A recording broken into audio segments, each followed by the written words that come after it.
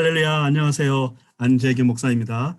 2월 16일 화요일 주님 안에서 기쁘고 즐거운 우리 향수 예배와 모임에 참석하시는 모든 우리 성도님들에게 여호와께서 사랑하는 여러분 모두에게 복을 주시고 또 팬데믹의 이 어려운 상황 가운데서 지켜주시기를 축복하고요. 여호와는 그 얼굴을 여러분들에게 비추사 은혜 베푸시며 그 얼굴을 이 시간 여러분들에게로 향하여 드셔서 평강과 능력과 안아주시는 사랑이 충만하시기를 간절히 바랍니다. 오늘 저는 여호와 여러분과 함께 골로새서 우리 1장 우리 1절부터 14절까지의 말씀인데요. 특별히 12절부터 14절까지의 말씀을 중심으로 해서 성부 하나님께 감사드립니다라는 제목으로 우리 같이 말씀을 나눠드리도록 하겠습니다. 저는 저에게 주어진 본문이 1절부터 14절까지지만 12절부터 14절 중심으로 성부 하나님께 감사하라 이 본문을 택했습니다. 이번 골로새서의 주제 여러분 잘 아시는 대로 예수 충만, 즉 우리 기독론에 관한 말씀인데도 불구하고 우리 일찍이 스펄전 목사님께서 성부 하나님께 감사라는 말씀에 착안해서 이 본문을 설교한 적이 있습니다. 그래서 저도 우리 스펄전 목사님의 설교에 은혜와 감동을 받고 그 본문을 묵상하면서 우리 같이 여러분과도 나누기를 원합니다. 우리는 이 본문을 미리 우리 개역개정 성경으로 읽었지만요. 이 본문에 대한 공동 번역을 좀 더 가깝게 쉽게 다가오기 때문에 한번 제가 여러분께 읽어드리겠습니다. 11절부터 14절까지입니다. 아버지께 감사를 드릴 수 있게 되기를 바랍니다. 아버지께서는 성도들이 광명의 나라에서 받을 상속에 참여할 자격을 우리에게 주셨습니다. 아버지께서는 우리를 흑암의 권세에서 건져내시어 당신의 사랑하시는 아들의 나라로 옮겨주셨습니다. 우리는 그 아들로 말미암아 죄를 용서받고 속박에서 풀려났습니다. 본문은 왜 우리가 성부 하나님을 특별히 지목하여 감사드려야 하는지, 왜 사도 바울이 그와 같은 명령을 내렸는지 저는 네 가지로 여러분과 함께 생각해 보도록 하겠습니다. 첫 번째는요, 성부 하나님께 드리는 감사를 잊기 쉬운 존재이기 때문에 그렇습니다. 우리는 삼일째 하나님 가운데서 특별히 성부 하나님께 감사드리는 것을 잊기 쉽습니다. 성자 예수님을 향해서는 많은 감사를 드리잖아요. 우리 대신 피를 흘려주셨고 손발에 못이 박히셨고 몸이 찢기셨고 여러분 잘 아시는 심장이 터져 죽으셨습니다. 그래서인지 성자 예수님을 생각할 때마다 우리의 눈에서는 눈물이 흐르고 우리의 입술에서는 감성적인 고백이 흘러나옵니다. 또한 성령님을 향해서는 의지적인 감사를 드립니다. 왜냐하면 성령님은 우리와 함께 계신 보혜사요 우리 안에 계셔서 우리를 인도하시기 때문입니다. 그분께서 은사와 능력과 지혜를 주시고 우리를 위해서 해주시는 일이 많기 때문에 우리는 의지적인 감사를 통해서 성령 하나님의 도우심을 또한 얻으려고 합니다. 그런데 성자와 성령님에 비해 성부 하나님은 멀리 계신 분으로 생각하기가 쉽습니다. 그래서 감사의 대상에서 빼기가 쉽습니다. 찬송을 살펴봐도 성부 하나님께 드리는 감사의 찬송보다는 성자 예수님, 성령님을 찬양하는 찬송이 압도적으로 많습니다. 그러므로 우리는 예배드리면서 성부 하나님께서 우리를 위해 무엇을 해주셨는지를 잘 아는 데서 오는 지성적인 감사를 드려야 합니다. 성자 예수님을 향해서는 감성적인 감사를, 성령님을 향해서는요 의지적인 감사를, 성부 하나님을 향해서는 지성적인 감사를 드려야 합니다. 그것이 첫 번째 감사드려야 하는 이유가 되겠습니다. 두 번째는요, 성부 하나님께서 특별히 감사드려야 할 이유는요, 성자의 사역이나 성령의 사역이 궁극적으로는 모두 성부 하나님께서 계획하신 일이기 때문입니다. 아시는 대로 성자 예수님께서 이 땅에 오셨다라는 말씀은 성부 하나님께서 성자 예수님을 이 땅에 보내셨다는 의미라는 것 우리 잘 알고 있고요. 성자 예수님께서 십자가의 고난을 당하셨다는 말씀은 성부 하나님께서 십자가의 고난을 계획하시고 성자 예수님께 명령하셨다라는 의미입니다. 성자 예수님께서 택한 자를 불러 모으신다는 말씀도 성부 하나님께서 그들을 택하여 성자 예수님께 주셨다라는 의미를 가지고 있습니다. 뿐만 아니라 성령의 모든 사역도 마찬가지입니다. 성령께서 우리를 거듭나게 하시고 우리를 살려주시지만 이 중생의 사역도 궁극적으로는 하나님께서 살려주시는 사역입니다. 골로새서 2장 13절을 보면 또 범죄와 육체의 무할례로 죽었던 너희를 하나님이 그와 함께 살리시고 우리의 모든 죄를 사하시고라고 기록되어 있습니다. 또한 성도를 거룩하게 하시는 성화의 일도 성령님의 사역이지만 유다서 1장 1절을 보면 그것도 궁극적으로는 성부 하나님께서 하시는 일이라고 기록되어 있습니다. 1장 1절을 제가 읽어드릴게요. 예수 그리스도의 종이요 야고보의 형제인 유다는 부르심을 받은 자 곧 하나님 아버지 안에서 사랑을 얻고 예수 그리스도를 위하여 지키심을 받은 자들에게 편지하노라라고 말씀하고 있습니다. 이 구절에서요. 아버지 안에서 사랑을 얻고라는 부분은 영어 성경 킹 제임스 버전에 저 밑에 써 있죠. Sanctified by God the Father라고 기록되어 있습니다. 번역하자면요. 성부 하나님에 의해서 거룩하심을 입은 자라는 의미입니다. 이처럼 성자의 사역도 성령의 사역도 궁극적으로는 성부 하나님께서 계획하신 일이라는 것입니다. 성자는 성부께서 계획하신 일을 집행하는 분이요. 성령은 성자께서 집행하신 일을 저와 여러분들에게 개인적으로 적용하시는 분입니다. 성자는 집행자요. 성령은 적용자로서 계획자이신 성부 하나님에 따라 움직이십니다. 그러므로 우리가 감사해야 할 최우선 순위에 성부 하나님께 올려놓는 것이 당연한 감사의 이유가 될 것입니다. 좀 더 우리가 구체적으로 본문 말씀에 세 번째로 우리가 성부 하나님께 감사해야 할 세 번째 이유는 이것입니다. 우리를 흑암의 권세에서 건져내셔서 사랑의 아들의 나라로 옮겨주셨기 때문입니다. 13절에 보니까요. 그가 우리를 흑암의 권세에서 건져내사 그의 사랑의 아들의 나라로 옮기셨으니 여기서 그분은 누굴까요? 성부 하나님이십니다. 본문은 성부 하나님께서 우리를 건져내시고 옮겨주셨다는 이 말씀을 과거에 완전히 끝난 일로 묘사합니다. 과거에 우리를 이미 옮겨주셨다는 의미입니다. 우리가 과거에 처해 있던 세계는 흑암의 세계였습니다. 이 흑암의 세력도 권세를 가졌는데 이 권세는 영적인 흑암이요 도덕적인 흑암입니다. 하나님께 속한 것은 무엇이며 마귀에게 속한 것은 무엇인지 전혀 분별할 수 없는 흑암, 어둠인 것입니다. 미신과 악령과 귀신과 거짓된 종교와 철학에 이끌리고 자신의 악한 정욕과 탐심에 이끌리어 어둠의 권세자들이 조종하는 대로 살 수밖에 없던 어두운 세계였습니다. 우리가 예수님을 믿기 전에는 이런 세계에서 살았습니다. 어두움 가운데 있으면 건전한 판단력을 가지는 것이 불가능합니다. 저도 언젠가 책에서 읽은 건데요. 실제로 죄수들이 갇혀있는 감옥에 캄캄한 독방에 오래 죄수를 가둬놓으면요. 결국에는 정신병으로 옮긴다 그럽니다. 정신병으로 옮길 수밖에 없는 그 이유가 외로움 때문이기도 하지만 어두움의 실제적인 원인이기도 하는 것입니다. 그런데 이와 같은 어둠의 권세 속에 처해 있던 우리를 성부 하나님께서 건져 주셨습니다. 그러므로 우리는 성부 하나님께 특별히 감사드려야 합니다. 성부 하나님께서는 우리를 건지시고 빛과 생명의 세상으로 옮겨주셨습니다. 아멘입니다. 유대인의 역사가 요세푸스는요. 본문에 나오는 옮겨주셨다라는 그 단어를 하나님께서 애굽 땅에서 노예된 이스라엘 백성들을 가나안 땅으로 옮기신 사건과 바벨론 포로에서 해방시키시고 예루살렘으로 옮겨주신 사건을 기록하는 데 사용하기도 했습니다. 그래서요. 이 단어는 완전히 옮겨서 더 이상 돌아갈 이유가 없고 돌아갈 필요도 없는 경우에 사용하는 말이 되는 것입니다. 사랑하는 여러분, 네 번째로 우리 성부 하나님께 감사드려야 할 네 번째 이유는 우리를 빛의 나라에서 만유를 상속받기에 합당한 자가 되게 하셨습니다.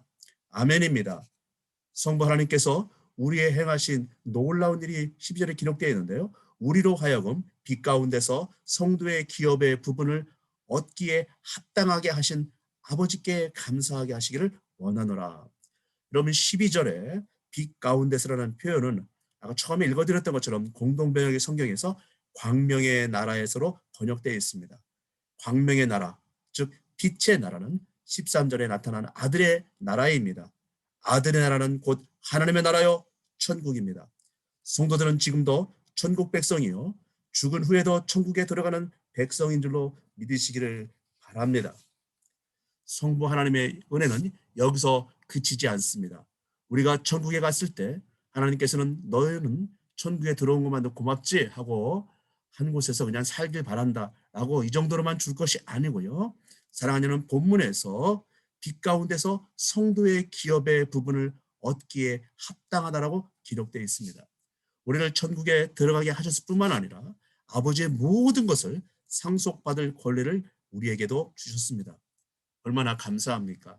아무리 여러분 부잣집에 살고 있다고 할지라도요, 아들이 아닌 이상 종이나 하인에게는요 별로 좋을 것이 없습니다. 하나님께서는 우리를 종이나 하인이나 일꾼으로 취급하지 않으시고 당신의 자녀로 삼으신 줄로 분명히 믿습니다. 하나님의 아들과 딸이 된 우리는 상속권을 갖습니다. 우리는 천국의 상속권을 가진 사람인 줄로 믿으시기를 주님의 이름으로 축복합니다. 이걸 구체적으로요, 로마서 8장 16절 17절 너무나도 황홀한 고백이 들습니다. 성령이 친히 우리의 영과 더불어 우리가 하나님의 자녀인 것을 증언하시나니 자녀이면 또한 상속자 곧 하나님의 상속자여 그리스도와 함께한 상속자니 우리가 그와 함께 영광을 받기 위하여 고난도 함께 받아야 할 것이니라고 기록되어 있습니다. 우리가 그리스도와 함께한 상속자라는 말씀은 그리스도이신 예수님과 공동의 상속권을 가진 존재라는 의미입니다. 제가 좀 더 적진 않았지만요, 한 구절 더 여러분과 나누고 싶은 것은 에베소서 3장 6절에도 이는 이방인들이 복음으로 말미암아 그리스도 예수 안에서 함께 상속자가 되고 함께 지체가 되고 함께 약속에 참여하는 자가 됨이라고 말씀하고 있습니다. 유대인뿐만 아니라 이방인도 하나님의 상속자, 그리스도와 함께 공동의 상속자가 되었습니다. 우리는 상속자가 되어서 상속을 받습니다.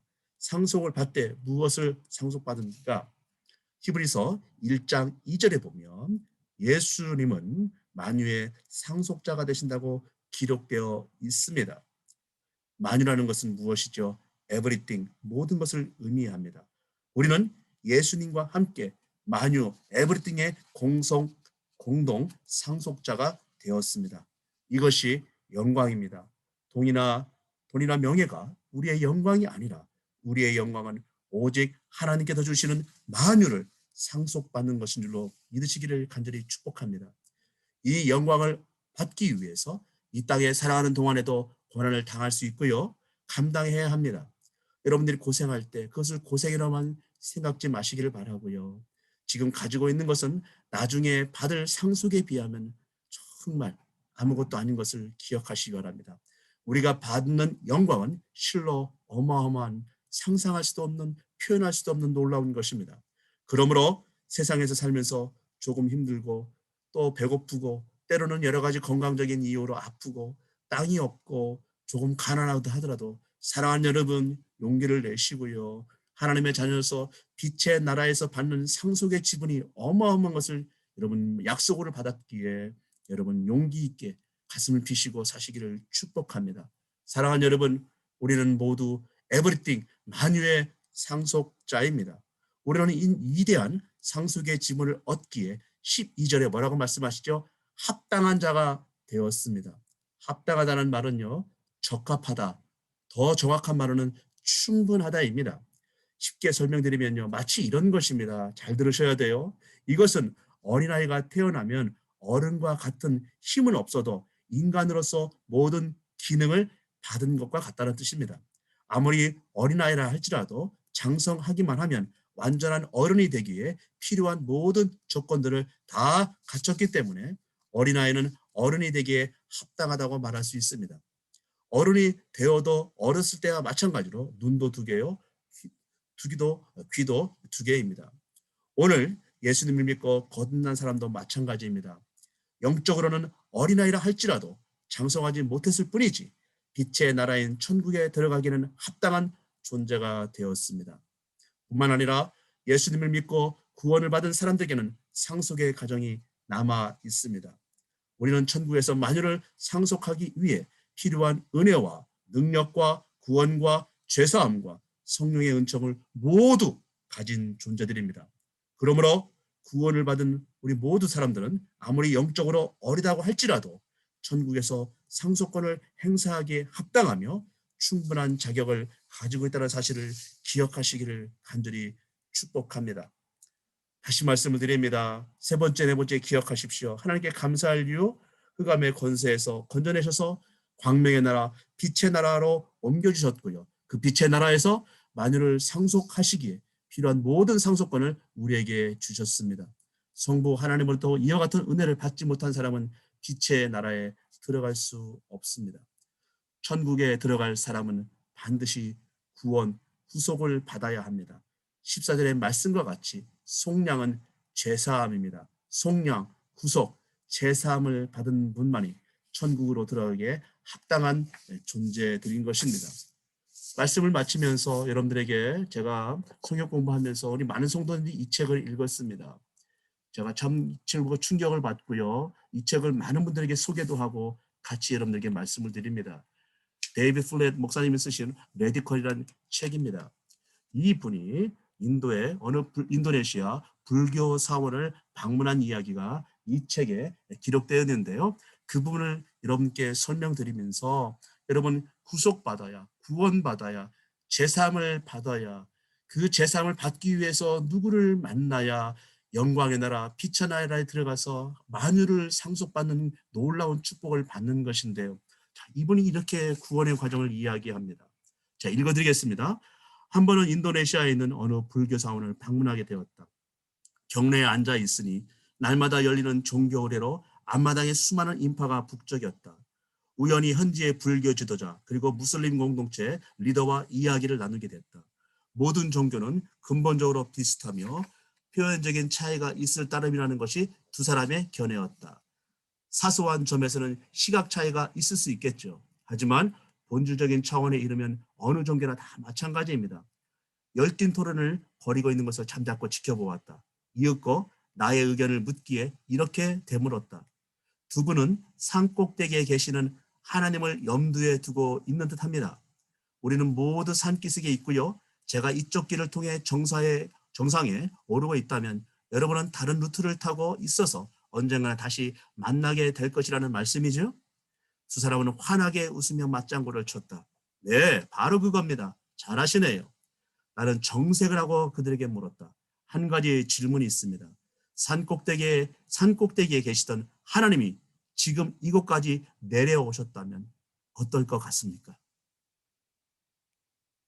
저들이 저마다 길을 찾아 그분께 다가오길 기다리지 않고 직접 한 사람 한 사람을 찾아오셨다면 어떻게 될까요? 둘은 잠시 생각하더니 입을 모아 대답했다. 정말 멋질 것 같은데요. 기회를 놓치지 않고 말했다. 그렇게 하신 예수님을 소개해 드릴까요? 계속해서 우리 데이비드 플랫 목사님이 읽겠습니다. 이것이 복음입니다. 구원이라는 것을 점검표에 체크해 나가며 한 단계씩 하나님께 가까워지는 과정쯤 생각한다면 절대자에게 도달할 능력이 인간에게 있다고 가르치는 셈입니다. 이는 사실상 인류를 죄에 몰아넣고 있는 무의미한 세상 종교의 바다에서 같이 허우적대라는 것과 같은 다를 바가 없는 것입니다. 인간은 도덕적으로 악하며 죄 가운데 죽은 상태입니다. 우리 스스로가 탈출구를 찾을 능력이 없고 그래서 결국 하나님의 진노를 받을 수밖에 없는 존재임을 깨닫는다면 그리스도가 절실하게 필요하다는 현실에 눈을 뜨기 시작할 것입니다. 여러분, 하늘에 계신 예수 그리스도께서 육신의 몸을 입고 오셔서 우리 각자를 만나실 때에 우리의 마음의 문을 두드리시고 나를 영접하라고 나의 자녀가 되라고 제사함 받고 구원을 받으라고 주님의 십자가 달리신 구속의 은총을 믿으라고 우리를 초청하십니다. 이 예수님을 만나셨습니까? 오늘 이 자리에 나는 천국에 갈 자신이 없다. 나는 천국 가기에 합당한 존재가 아니라고 생각하는 분들이 계시다면 예수님을 믿기를 축복합니다. 다른 방법은 없습니다. 예수님을 믿고 제사함을 받아 천국에 들어가기 합당한 존재가 되시기를 성부와 성자와 성령으로 축복합니다. 또한 성도님들은 죽음을 두려워할 필요가 없습니다. 사람이 나이를 먹어간다는 것은 죽음이 다가온다는 것을 우리 모두 다 알고 있습니다. 젊은 때는 죽음이 멀리 있는 것처럼 느껴지지만 나이가 들면 78세가 지나면 죽음이 가까움을 느낍니다. 물론 죽음을 피해갈 수 있는 사람은 아무도 없습니다. 죽음은 반드시 겪어야 할 일입니다. 죽음을 피할 수 있는 자는 아무도 없다는 것 너무도 잘 압니다. 그러나 성도들은 죽음을 무서워할 필요가 없습니다. 왜냐하면 성도들에게 죽음이란 빛의 나라로 들어가는 놀라운 축복의 관문이기 때문에 그렇습니다.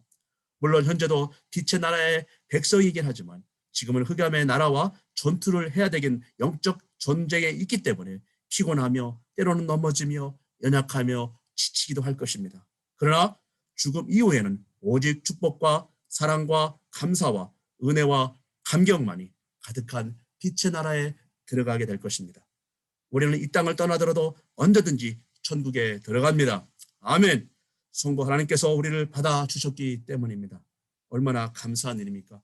그리스도인들은 감사하는 사람들입니다. 감사하지 않은 사람은 그리스도인이 아닙니다.